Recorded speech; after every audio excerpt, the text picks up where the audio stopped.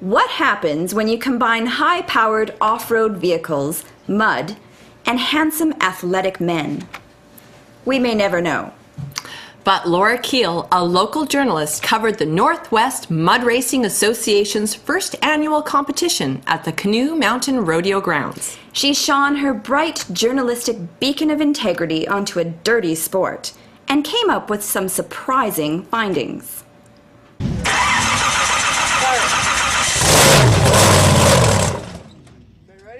You're live with Channel 3 at 6 a.m. Valemount Vision. This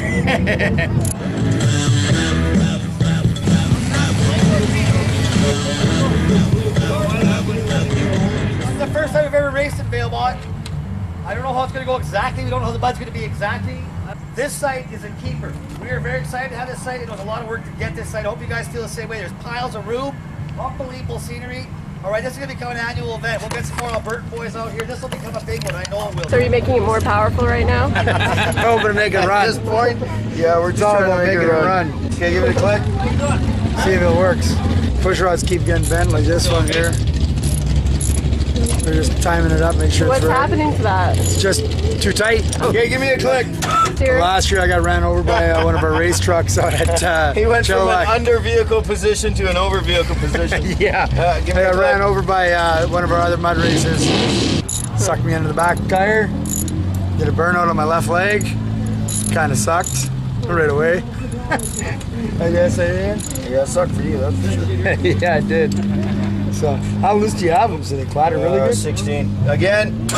We're just doing this so we don't have to bend any more push rods. How did that happen last year when you got run over? Just struck a luck, I guess. Yeah. I was just sitting there and the girl was doing whatever and just a bad place, the wrong time, and she hit the wrong button and it just launched backwards and sucked me out of the tire. So what's the most important thing when you're driving? Safety. And how do you achieve that safety? Well, we have proper roll cage inside of our cars. We got 4-point, 5-point harnesses. Helmets, neck braces, fire extinguishers. So how much money do you spend on your vehicle? This vehicle was $0. I didn't pay $1. I built this completely by hand out of recycled metal. This is where I got ran over in year 2009.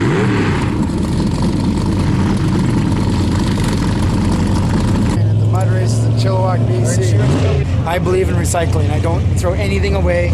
Everything I use has been made from something. This is my first year. This is my third race. Juice can is over there somewhere, Steve. Okay. This is the fire protection because alcohol.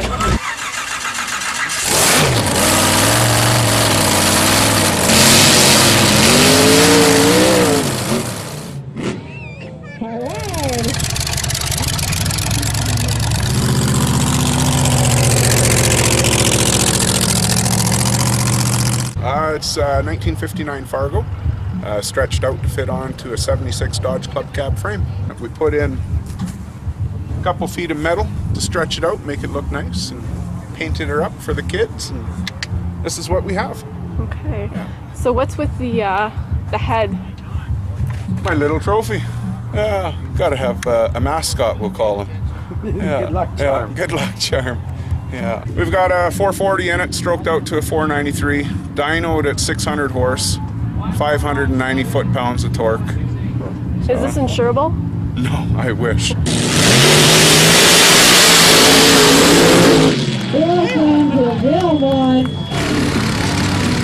Bog Dog coming up next. Stuart Weaver from Kamloops will be our next truck.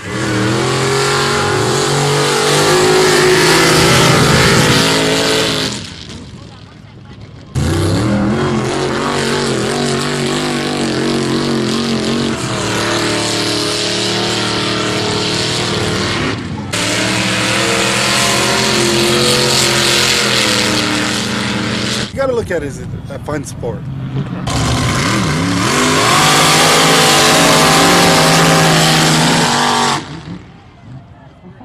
These are 54-inch tires on 20-inch rims by 14-inch wide. How does that compare to a tractor tire? Pretty darn close. It's got tractor tires on it, all cut up. It's got a 2-speed power glide transmission, Dana 40 front end, Dana 60 rear, chain drive on to run the front. It's all built by me. And yeah, it's a 454 board over 30 over. And looking for 20,000. What you got to do is I put my hand here, my hand on the steering wheel, give myself a little jump like this, and then I get in there. Now, I tried to get in, my sponsorship was over and came over to my house. But then I tried to get in one day and I just couldn't do it. Can you explain the name? Lethal injection?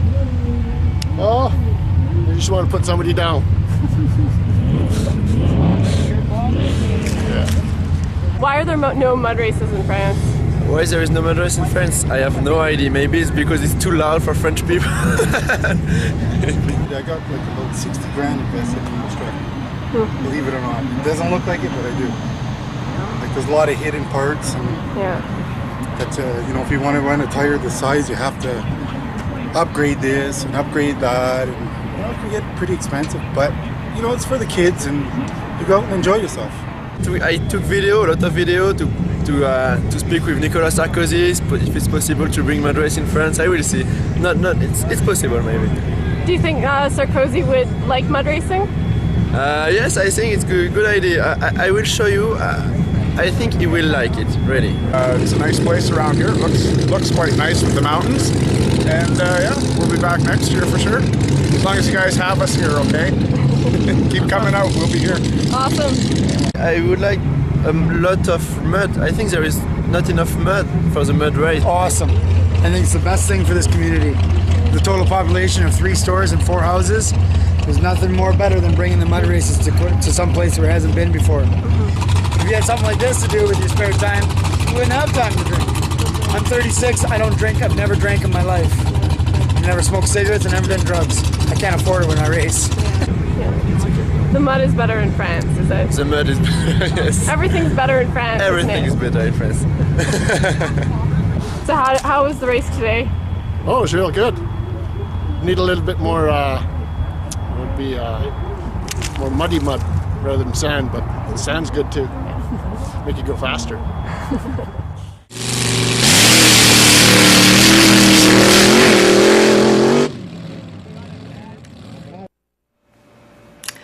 Fantastic job, Laura. It's surprising none of the men tried to hit on her. It's either great editing or a freak of nature. Who does Laura work for again? It's an obscure publication called The Rocky Mountain Goat. Laura also helped us obtain some footage from a strange event in McBride called a Harpist Colony. Sounds weird. It is weird. Take a look.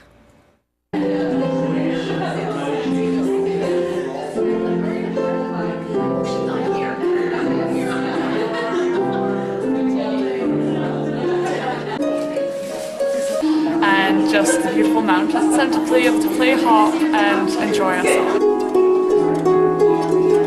With a bunch of different people who have different ideas for different things, and Otto Keys, he regulated our harps for us, so they're sounding perfect today. I actually have no idea why I wanted to learn to play the harp, but I said to my mom one day, you know, could I please learn to play the harp? My aunt, she actually had a lever harp, and she went to Africa for 2 years, and she let me borrow it. So I was only playing hers for 2 months before I got my own pedal. I've always thought it's gorgeous. We use a dolly, and we have to have at least 2 people. Well, you can do it by yourself, but it's, yeah, they're pretty... Angelic. And a little weird.